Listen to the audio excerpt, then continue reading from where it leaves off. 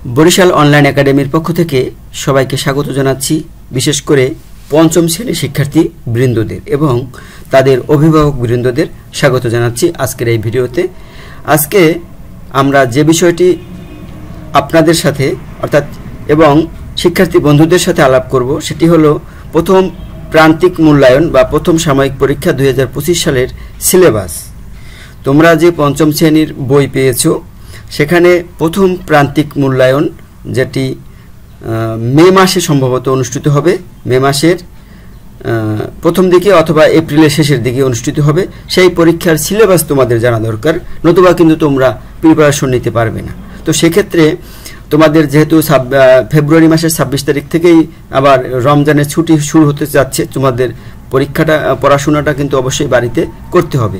সে কারণে তোমরা সেই সিলেবাসটা যদি ভালো না জানো তাহলে কিন্তু তোমরা সেই প্রিপারেশনটা নিতে পারবে না। সে কারণে আজকে পঞ্চম শ্রেণীর প্রথম সাময়িক পরীক্ষার সিলেবাস নিয়ে আলোচনা করব। তো চলো বন্ধুরা, আমরা একটু দেখে নেই এবং তোমরা সেই সিলেবাস অনুযায়ী পড়াশোনা করবে।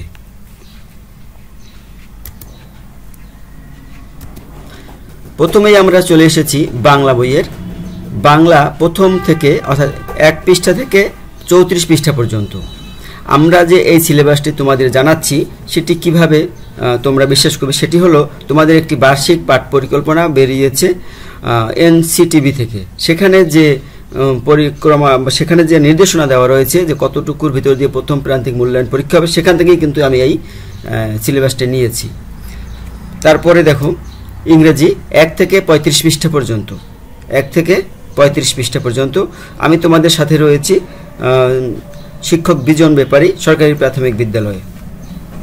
তারপরে দেখো গণিত 1 থেকে 45 পৃষ্ঠা পর্যন্ত, গণিত বইয়ের 1 থেকে 45 পৃষ্ঠা পর্যন্ত এবং 100 থেকে 104 পৃষ্ঠা। এইখানে হবে 100 থেকে 104 পৃষ্ঠা হলো জ্যামিতি, আর গণিতের যে মূল বিষয়টা সেখানে 1 থেকে 45 পৃষ্ঠা পর্যন্ত। তারপরে দেখো বিজ্ঞান বইয়ের 1 থেকে 29 পৃষ্ঠা পর্যন্ত, 29 পৃষ্ঠা, 1 থেকে 29 পৃষ্ঠা পর্যন্ত। বাউবি 1 থেকে 29 পৃষ্ঠা পর্যন্ত, বাউবি হবে 1 থেকে 29 পৃষ্ঠা পর্যন্ত। এবারে ইসলাম ধর্ম 1 থেকে 51 পৃষ্ঠা পর্যন্ত, 1 থেকে 51 পৃষ্ঠা পর্যন্ত প্রথম প্রান্তিক মূল্যায়ন পরীক্ষা 2025 সালের জন্য বরাদ্দ রাখা হয়েছে। আশা করি এর ভিতর থেকেই তোমাদের পরীক্ষায় সমগ্র বাংলাদেশের জন্য কিন্তু এই সিলেবাসটি। হিন্দু ধর্ম 1 থেকে 30 পৃষ্ঠা পর্যন্ত, হিন্দু ধর্ম 1 থেকে 30 পৃষ্ঠা পর্যন্ত। তো ধন্যবাদ সবাইকে। তো ধন্যবাদ জানানোর আগে তোমাদের আরেকটি গুরুত্বপূর্ণ কথা বলে রাখি। এক্ষেত্রে বাংলায় যে সিলেবাসটি দিয়েছি আমরা, সেক্ষেত্রে কিন্তু তোমাদের রচনা কি থাকবে এটা কিন্তু তোমরা স্কুলের শিক্ষকদের কাছ থেকে জেনে নেবে, কারণ এটি উপজেলা ভিত্তিক ভিন্ন ভিন্ন হতে পারে।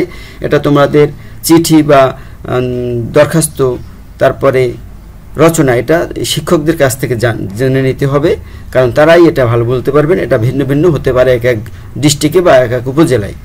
আর এই যে আমি যে সিলেবাসটি তোমাদের জানালাম, হয়তো তারপরেও শিক্ষকদের কাছ থেকে জানবে যে আমরা স্যার এটা পেয়েছি, তো তাদের মতামত নিয়ে তারপরে তোমরা পড়াশোনা করবে যদি সন্দেহ হয়।